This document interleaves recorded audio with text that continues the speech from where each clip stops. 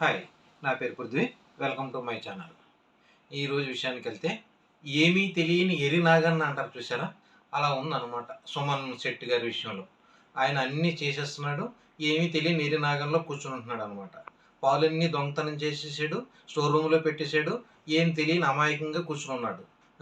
Excellent అనమాట. నిన్న ఈరోజు సుమన్ శెట్టిని బాగా లేపారు. దివ్యాని అనుమానిస్తున్నారు కానీ సుమన్ శెట్టిని ఎవరు అనుమానించట్లేదు. పాపం డెమాన్ పవన్ని అండ్ సాయి శ్రీనివాస్ని అందరూ ఓటింగ్ చేస్తారు, వీళ్ళే రెబల్ అని. పాపం అందరికన్నా ఓట్లు డెమాన్ పవన్కి పడడంతో కెప్టెన్సీ కంటెండర్ నుంచి డెమాన్ పవన్ బయటకు వెళ్ళిపోయాడు అనమాట. ఈరోజు ఇది స్పెషల్గా చెప్పుకోవాల్సింది. ఇది బలమైన వాళ్ళు అందరూ, స్ట్రాంగ్ ప్లేయర్స్ అందరూ ఒక్కొక్కళ్ళు బయటకు వెళ్ళిపోతున్నారు. ఇంకా వీక్గా ఉన్నవాళ్ళు ఎవరు ఉంటారో చూడాలి. బాగా స్ట్రాంగ్గా ఉన్నవాళ్ళు ఎవరున్నారు అంటే ఇమానియల్ ఒక కన్ఫర్మ్ కెప్టెన్సీ కంటెండర్ కింద. మ్యాక్సిమం ఈరోజు ఇంకో టాస్క్ తనూజ టీం గెలిచింది కాబట్టి తనూజ కంటెండర్షిప్ ఇస్తే ఇవ్వచ్చు.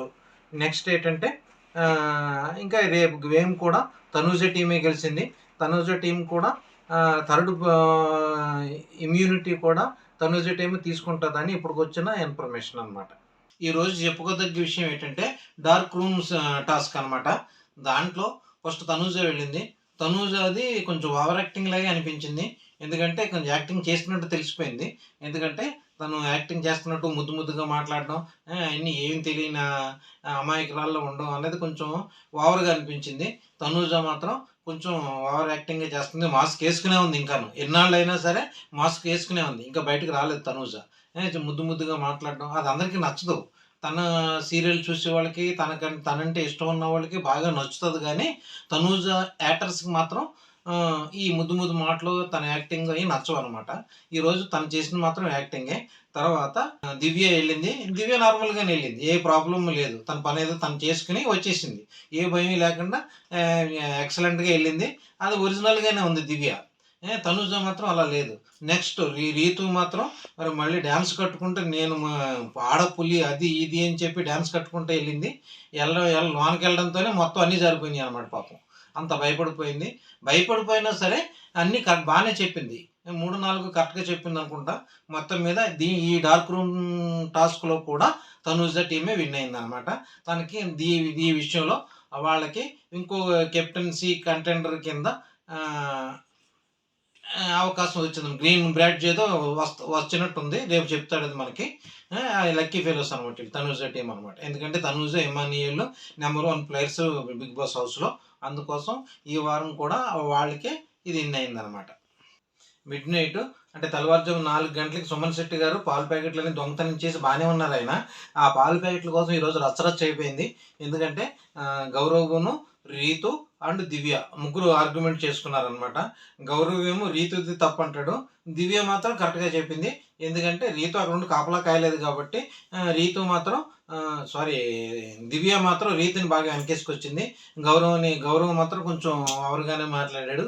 అది కూడా ఎందుకు నచ్చలేదు. కానీ ఈ విషయంలో రీతుది తప్పులేదు. ఇది టాస్క్ తర్వాత తెలుస్తుంది అనుకోండి. కానీ తర్వాత తెలియకుండా నా పాల ప్యాకెట్ నాకు కావాలి, నాకు ఇచ్చేయండి, అది ఇది అని ఓవర్ యాక్టింగ్ చేశాడు. అన్ని పాల ప్యాకెట్లు పోవడం వల్ల అది ఎవరు ఏం చేయలేరు. ఒక ప్యాకెట్ పోతే ఏమన్నా అనుకోవచ్చు, కానీ మొత్తం తీసేశారు. మనకి టాస్క్ అని తెలుస్తుంది, వాళ్ళకి తెలియదు కాబట్టి ఏదో ఆర్గ్యుమెంట్ చేసుకున్నారు. సో దాంట్లో రీతుది అయితే తప్పేం లేదు. దాన్ని కెప్టెన్గా దివ్య వెనకేసుకొచ్చింది, బాగుంది. అది రీతు గురించి చెప్పుకోవాలి. ఎందుకంటే తను సెల్ఫ్గా ఆడుకుంటుంది, ఒంటరిగా ఆడుకుంటుంది. ఒక్క రిమార్క్ డెమాన్ పవన్ వెనకాల తిరుగుతుందన్న రిమార్క్ తప్పితే తనూజతో సమానంగా పోటీ తనూజతో సమానంగా అంటే కాదు, తనూజ సపోర్ట్తో ఆడుతుంది. రీతు మాత్రం ఎక్సలెంట్గా సింగిల్గా ఆడుకుంటుంది.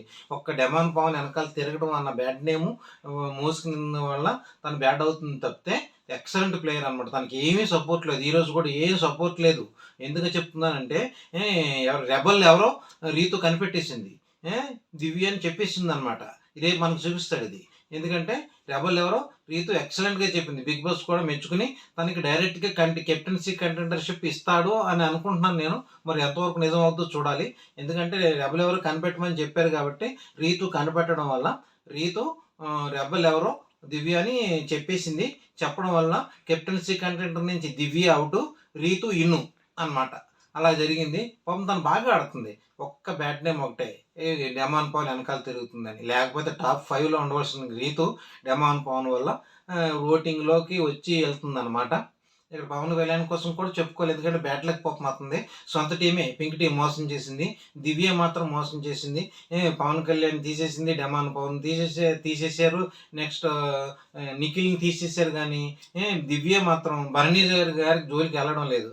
ఎంత సపోర్టో చూడండి. అందుకనే సపోర్ట్ ఉండకూడదు అనుకుంటున్నాం. బాగా ఆడే ప్లేయర్స్ అందరినీ వీళ్ళు తీసి పారేస్తున్నారు. సొంత టీం ఉన్న వాళ్ళు కూడా లేకపోవడంతో దివ్య రేపు ఆడి గేమ్ ఏం ఆడతారు? దివ్యను సుమన్ శెట్టి ఆడుకోవాలి. ఎవరు ఆడగలరు దాంట్లో? ఎవ్వరూ ఆడలేరు. సో ఆళ్ళు పోడ్చుకున్న కనికి ఆళ్ళకే దెబ్బ దెబ్బ తగిలిందనమాట. సో పవన్ కళ్యాణ్ వెళ్ళిపోవడం వల్ల పవన్ కళ్యాణ్‌కి ఒకళ్ళకే కాదు పింక్ టీమ్ మొత్తం నష్టం జరిగిందనమాట. ఈ రోజు వరకు ఓటింగ్ చూసుకుంటే యాజ్ యూజువల్‌గా తనూజ రేస్‌లో నెంబర్ 1 పొజిషన్‌లో ఉంది.